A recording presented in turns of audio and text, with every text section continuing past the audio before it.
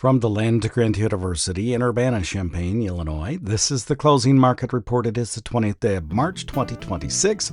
I'm Extension's Todd Gleason. Coming up, we'll talk about the commodity markets with Mike Zuzolo. He's at globalcomresearch.com out of Atchison, Kansas. Eric Snodgrass is away from the office today, so no update of the agricultural weather from him and Nutrient Ag Solutions. However, we will take a deep dive today into the Iran conflict and the impact it is and will continue to have on fuel and fertilizer supplies across the planet. I'll also tell you how to make sure that you're signed up for a free webinar that the FarmDoc team will be hosting on that same subject next Thursday. And we'll do all of that right here on this Friday edition of the Closing Market Report from Illinois Public Media. It is public radio for the farming world, online, on demand at WILLAG.org. Todd Gleason services are made available to WILL by University of Illinois Extension. May corn for the day settled at $4.65 and a half. That was 4 1/4 cents lower. July at $4.76, down 4, and December at $4.90 3/4, 3 3/4 cents lower. May beans $11.61 1/4, 7 1/4 lower. July down 6 3/4 cents a bushel at $11.76 and a half. And new crop November soybeans $11.41, down 5 1/4. Bean meal futures off $4.50. The bean oil 10 cents higher. Wheat futures down 12 1/4 cents at $6.07 1/4 for the July soft red. The July hard red at $6.18 1/4, finished 21 cents lower. Live cattle futures up $1.72 and a half. Feeders $2.95 higher, and lean hogs 27 1/2 cents higher. Crude oil at $98.35 a barrel, now trading up $2.80. Mike Zuzolo, globalcomresearch.com out of Atchison, Kansas, now joins us to take a look at the marketplace. Hi, Mike. Thanks for being with us on a Friday afternoon again. Let's start with your assessment of the impact that the Iran war has had on the commodity marketplace, and then maybe we can take up what you think that might look like going forward. Yeah, I think we're probably just getting into the major impact that it's probably going to have in agriculture, Todd. And what I've talked about with clients and subscribers this week has been two big genies have been let out of the bottle, the energy genie and the drought and weather genie. And between this week starting and this week ending, and this is going to sound a little bit strange at the beginning, but the two genies are trying to be put back in the bottle with expectations by some in the trade that the Iranian conflict will be over soon. And more importantly, the midweek move by the Federal Reserve, which shifted dramatically the trade mindset in inflation and buying other commodities around the energies. And that means that gold, for instance, is going to be down over 10% on the week. Silver going to be down about 20%, making new 2026 lows. I noticed after the Federal Reserve got done talking on Wednesday afternoon that the trade shifted into its historical bias that, oh no, oil price spike equals more inflation equals not only no Fed rate cuts, but probably a Fed rate increase. That is a big deflationary warning flag to the market, theoretically, and I think we took that and ran with it, practically speaking. And that's why I think this is not over with yet. Both of those genies are still kind of out of the bottle. Qatar has said they lost 17% of their LNG capacity for 3 to 5 years. And, you're talking about a European gas market that is up about 100% from the beginning of this month, and versus a U.S. gas market, natural gas market, up only 14%.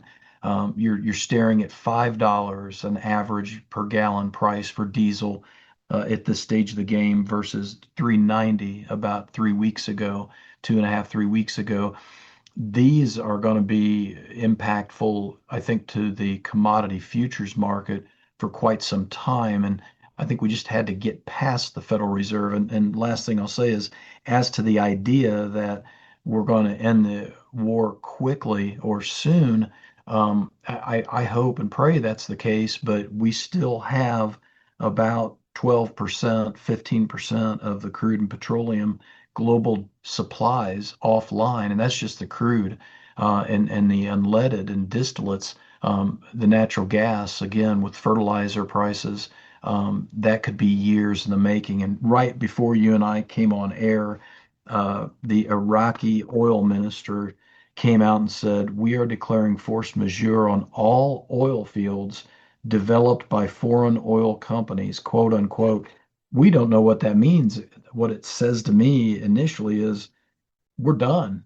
If you own a foreign oil field in Iraq, we're done as far as working and opening up and getting production out to the Persian Gulf. So we're just getting started on this. And so I think that's something we really want to keep in mind. I think it's maybe important to go back to something, and I sent this out to you this morning and to others as it's related to the PBS NewsHour last night, outlining where, and we'll hear this in just a bit on the program here, the Iranians in the last week or few days have actually managed to attack facilities not only nearby, but across the region. And as you were thinking about the longer term here and discussing that, it's not whether military, maybe not whether military action is continuing, but that capacity has been reduced in the area for both fertilizers and fuel. And it may take, as the Qataris had said, some time, years even, to bring that online, and trying to manage how that impacts the price of goods and services and commodities seems like a gargantuan task. That's the genie, exactly. And like comparing now with what happened with Ukraine and Russia in 2022, very good comparison the first 10 days. 3% of oil taken offline back when Russia invaded Ukraine in 2022. This time around, it started off as about 8 to 10. Now it's getting bigger. And the market has shown that because I'm looking at a chart right now, and after day 10, both prices for both of those conflicts, the prices had risen about $30 a barrel in the first 8 or 9 days. By the time you got to day 14 in the Russia-Ukraine conflict, the crude was only up $3 versus where it was the day before the initial attack by Russia. Now we're sitting still about 35, 36, $40 a barrel higher in this go around. And so that just, you just nailed it. I mean, this is the genie that can't be put back in the bottle, because what I am hearing, to your point, those Shahed drones have been nearly perfected to the point where we have reversed engineered them and are using them in the U.S. military now, because some of those can fly 1,900 kilometers and some of them can hover. We're talking about a whole different style of infrastructure destruction that we didn't even have back in 2022. So this is where I think that what I've told clients, they said to me, you didn't do the overvalue undervalue levels this year because of, and I stated this, about a couple months ago before this took place, but because of the Middle East conflict, because of some of the other geopolitics going on, I didn't feel comfortable doing overvalue undervalue. And they said, well, where would you sell right now? And I said, well, if you got some longs underneath you, and this goes back to our talk on the corn panel, my biggest fear about corn is not corn, it's soybeans, and the soybeans going lower. But you take the conflict that we have right now and the cost of fertilizer and diesel and chemicals, and if you've got 650 new crop wheat and you've got 1150 new crop beans, if they stay at those prices, I don't know why we wouldn't expect 5.25 to 550 new crop corn. Okay. So we'll have to think about what that means going forward. I want to stay with the conflicts for just a moment, because there is one difference between the two, besides the players, which is that oil and gas are there in both. However, the Baltic area, Ukraine, Russia, was a wheat exporter. Wheat moved sharply higher, led things, had a very long tail. On the flip side, and maybe this is what you've already told me, is that we have an extra $30 a barrel 14 days into this, or longer, and that's because they are a producer of oil and gas. And a wheat importer in that area. Yeah, and this is where the currencies play a lot less role. This with the oil versus the wheat, and this is where I think the similarities to the two conflicts, price-wise, will probably come back around and be more similar because of the Russian ruble and the U.S. dollar and the competitiveness of Russia in that part of the world and being part of the New East and being able to get into the Middle East, letting Iran letting Russian vessels through the Strait of Hormuz would make perfect sense to me, including wheat. And so that's the big thing we have to watch. I think that showed up along with the Federal Reserve reality check, we'll call it, and the Fed trying to put the genie back in the bottle when it came to food prices and potentially raising rates because historically that's what they do. I think the wheat felt that, especially with that 21, 22 cent decline. Wheat was one of the biggest leaders to the downside on Friday. I think it was the Fed, and I think it was the very hard down week we saw in the Russian ruble. But again, these I think are probably in the context of what you and I are talking about, shorter term features. We still need wheat to help us in the corn market overall, but I can divorce myself from the wheat market and the corn market in a circumstance we're getting into. And last thing I'll throw out at you is the conditions on the wheat this year in the United States is, I think, very serious, and the trade really doesn't care about it yet. And Oklahoma, Texas, Colorado, all at 15, 18, 29%. Those three states make up about a third or almost 40% of the winter wheat crop that we have in terms of acres. And trade did not really do much at all with that this week. Yeah, they need some weather to help out that crop and to ensure that winter kill actually doesn't take place, I think, too, or at least tillers come back in. So they'll need good weather to pull that off. I do want to stay with the Strait of Hormuz, what's happening in Iran, the Middle East.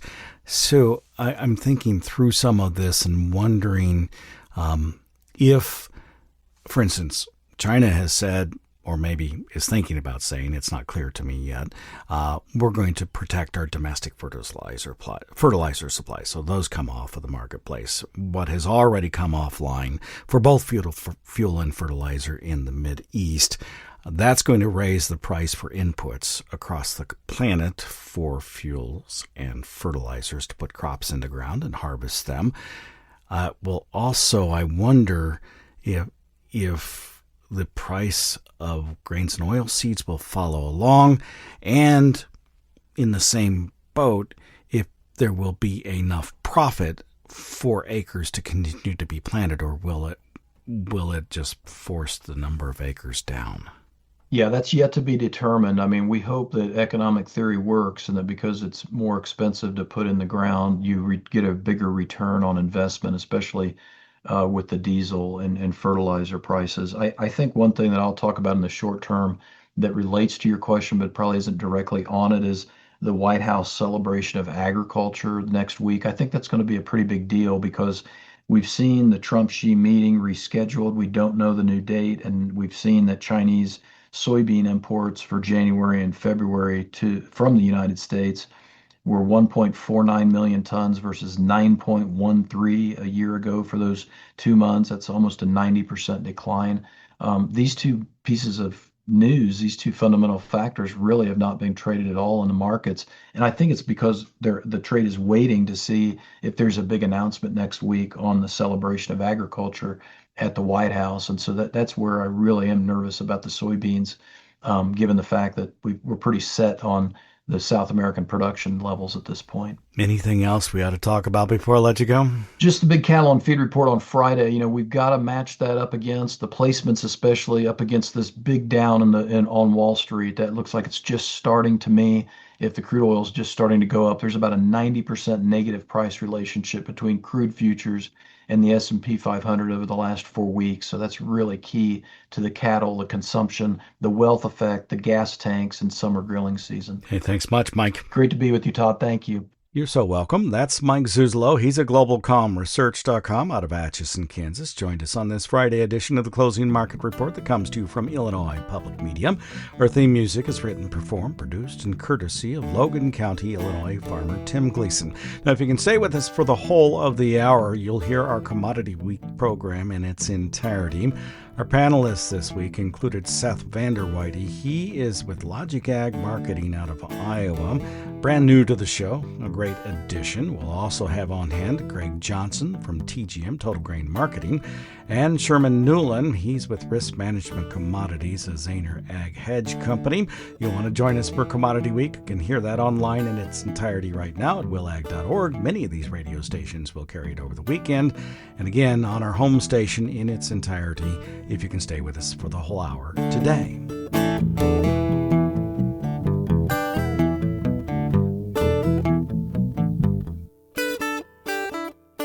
Let's turn our attention now to the war with Iran.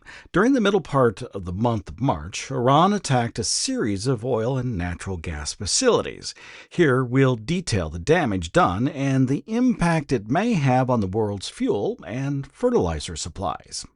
The Iranians have struck a Saudi Arabian oil facility on the Red Sea, a natural gas complex belonging to Qatar, and oil facilities belonging to the UAE. In an appearance on the NewsHour from PBS, former U.S. Ambassador to Qatar, Susan Ziadi, was asked about the importance of those particular facilities. Well, first of all, the breadth of the number of countries that have been hit. This isn't directed at one country, but at a number of countries in the Gulf Cooperation Council, known as the GCC. The hits against the Samref, which is the Saudi Aramco refinery, which is jointly owned with ExxonMobil, is in Yanbu. Yanbu is on the Red Sea, and that's at the end of the East-West pipeline, which was designed to get around the problems of the Strait of Hormuz and shipping out of the Strait of Hormuz. So in essence, the Iranians have hit Plan B by hitting Yanbu on the Red Sea. In terms of some of the other facilities, they struck in Fujairah, which is also a port at the end of the pipeline in the United Arab Emirates, which is also outside of the Straits of Hormuz, and tankers have been unable to go and fill up there at the port of Fujairah due to strikes.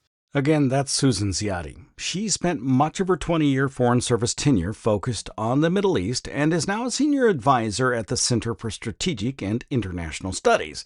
That's a think tank in Washington, D.C. We're listening to a portion of the interview she did with Jeff Bennett from the PBS weeknight newscast called The NewsHour. In it, Ziadi also discussed the Iranian hit on the liquefied natural gas facility at Ras Laffan in Qatar. This came after Israel bombed the South Pars gas field.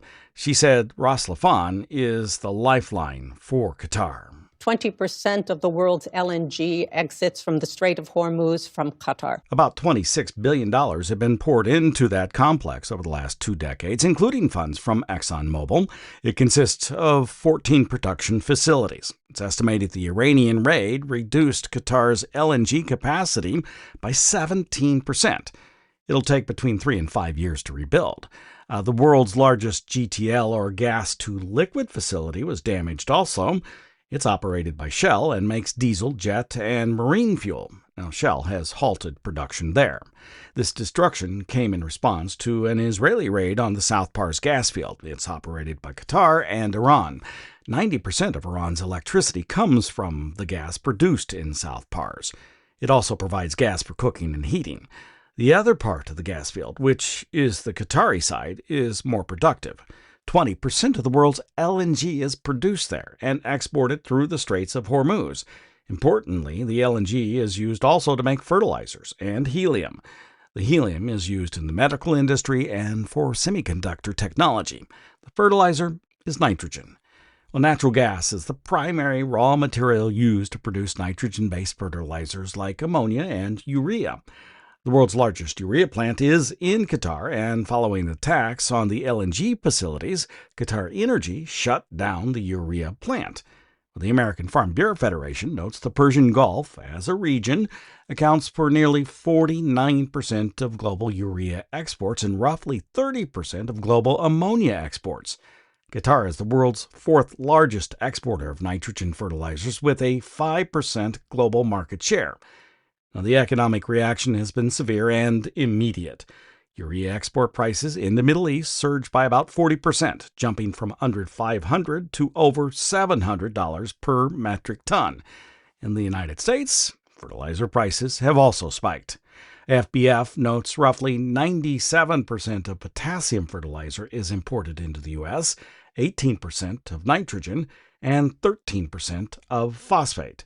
This makes the ripple effect and timing of this nitrogen disruption, despite 80% of use being produced domestically, critical because it coincides with the spring planting season.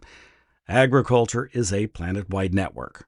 For instance, countries heavily reliant on Qatari LNG, like India, have had to cut output at their own domestic urea plants due to the lack of gas supply. Analysts warn that if the conflict drags on, fertilizer prices could double, which would inevitably translate into higher food prices across the globe. Farmers are closer to that supply chain disruption, and University of Illinois agricultural economist Gary Schnitke says it's already taken a toll in the United States. This conflict obviously is having an immediate impact on fuel and fertilizer prices, and we now see anhydrous ammonia over $900 a ton, and some of and anhydrous ammonia and all the fertilizers were going up before this, but the conflict has increased that increase. Possibly complicating matters is news China may move to reduce its fertilizer exports to protect domestic supplies as well. This would put an additional strain on global markets. China is among the largest fertilizer exporters, shipping more than $13 billion worth last year. Schnitke is a member of the FarmDoc team at the University of Illinois and will be co-hosting a webinar Thursday on the impact the Iran conflict is having on fertilizer and fuel supplies.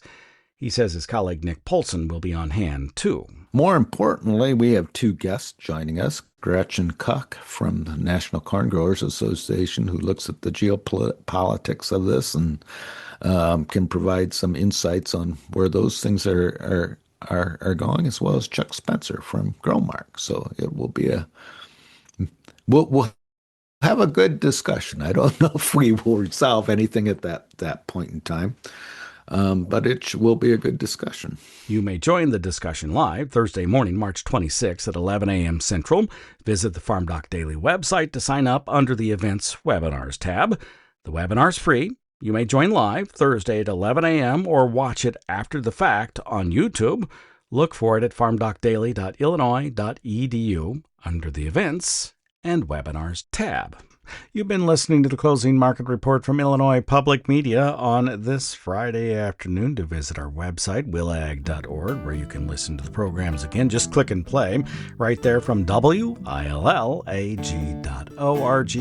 or you can look them up in your favorite podcast applications, places like Apple, Spotify, and YouTube. I'm Extension's Todd Gleason.